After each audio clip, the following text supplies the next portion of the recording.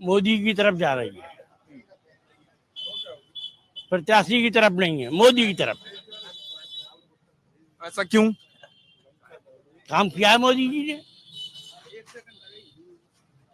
जब इतना छोटा बोलते हैं तो लोग बहुत ये पूछते हैं कि वो काम बस बोल देने से काम नहीं होता, कुछ बताना और गिराना भी पड़ता है। एक तो पहली बार रेलवे लाइन हमारी अधूरी पड़ी है, एटा कासगंज। संसद ने कह दिया, अखबारबाजी हो गई कि मतलब रेलवे लाइन का बजट हो गया, ये है वो है। 10 साल हो गए, 5 साल मुख्यमंत्री स्वर्गीय श्री कल्याण सिंह जी रहे और 10 साल से ये हैं, आज तक नहीं जुड़ी। हमारा युवा चेहरा मेघावर शास्त्री जी खड़े हैं, बड़ा प्रयास किया बेचारों ने, और लखनऊ दिल्ली खूब भागे पर कुछ नहीं हुआ। आपका नाम साहब? दिनेश चंद पालीवाल। पालीवाल साहब जो कह रहे हैं और आपकी ओर इशारा करके कह रहे हैं, इसलिए सीधा जाता हूं कि वोट तो मिलेगा लेकिन काम नहीं हुआ है फिर भी मिल जाएगा। एक तो सबसे पहले तो हम सब यहाँ जो एटावासी हैं आपको इस दृष्टि से साधुवाद देंगे अमर उजाला को। मैं बहुत पिछले कई दशकों से राजनीति की समझ हमें है, लेकिन मैं आश्चर्य और विस्मय से भरा हूं इस बार कि इस बार का जो चुनाव है ना, ये चुनाव समझ में नहीं आ रहा। हमारे जो दोनों प्रत्याशी हैं महत्वपूर्ण पार्टियों के, जो अभी वर्तमान में सांसद हैं और जो समाजवादी पार्टी ने प्रत्याशी बनाए हैं, इन दोनों प्रत्याशियों ने आज तक एटा के लिए न अपना कोई विजन दिया है, न कोई दृष्टि दी है। मतलब और उसके बाद मतलब मैंने बताया आश्चर्य और विस्मय इस बात का है कि जो यहाँ के लोग हैं, अगर जनप्रतिनिधि ऐसी चुप्पी साध लेगा, ऐसी शांति और ऐसे मौन में चला जाएगा, तो मुझे ऐसा लगता है कि as a aware citizen of Etah मेरी कोशिश ये होगी कि चुनाव आयोग ने एक हमको विकल्प दिया है नोटा का। मेरी दृष्टि में जैसे नोटा मौन रहता है, इस बार हमारे दोनों प्रत्याशी मौन है। आप आश्चर्य करेंगे, आप जिस जनपद में खड़े हैं, आजादी के 70 वर्ष पूरे होने के बाद हम अमृत काल में हैं, आज तक हमारे एकमात्र डिग्री कॉलेज है, यहाँ साइंस फैकल्टी नहीं है। गवर्नमेंट द्वारा वित्त पोषित कोई मतलब न साइंस का कोई सब्जेक्ट है, न कोई टीचर है, न कभी प्रयास किया गया। यहाँ 3 विद्यालय, कासगंज में केपीजी कॉलेज, वहां भी साइंस फैकल्टी नहीं है।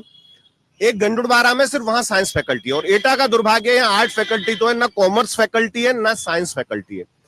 अभी बाबूजी ने रेलवे की बात करी, आप ये सोचो जब पिछला चुनाव आया था तब भी घोषणा हुई थी, तब 275 करोड़ की हुई थी कि एटा की रेल को बजट मिल रहा है। 5 वर्ष बाद इतना संशोधन हो गया है कि वो 379 करोड़ की हो गई है। और मुझे पता है ये शुद्ध चुनावी बाधा है।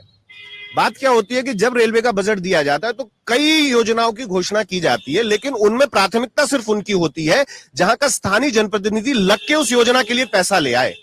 जब जनप्रतिनिधि इतना जबरदस्त मौन साधे है, लोकसभा चुनाव के समय हमारे यहाँ नामांकन की प्रक्रिया कल से शुरू हो गई और 19 को समाप्त हो जाएगी।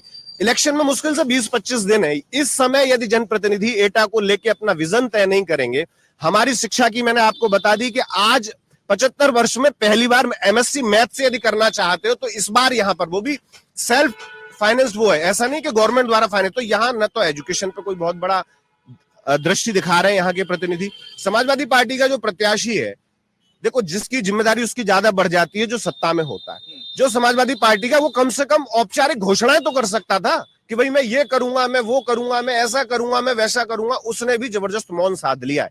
मेरे लिए हर वो व्यक्ति महत्वहीन है जो जातिगत वोट करता है, जो किसी पार्टी के प्रति आस्था रखता है इसलिए वोट करता है। अगर मैं बतौर एटावासी एटा के मुद्दों के लिए वोट नहीं कर सकता हूं, तब मुझे स्व आकलन ये करना पड़ेगा, क्या एक मैं जिम्मेदार नागरिक हूं जहां मैं रहता हूं।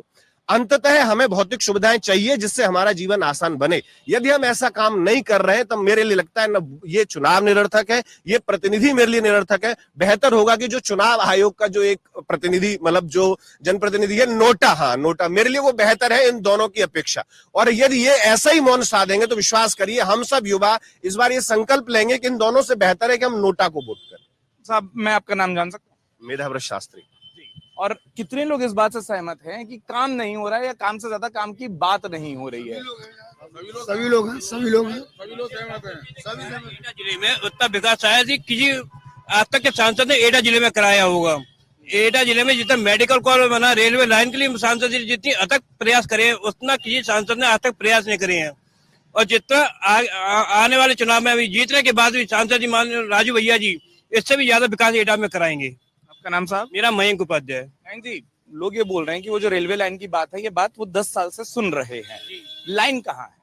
लाइन पास हो चुकी है, बजट भी पास हो चुका है। अब इसके चुनाव में जैसे समाप्त होगा उसका काम भी शुरू धरातल पर दिखाई देने लगेगा आपको।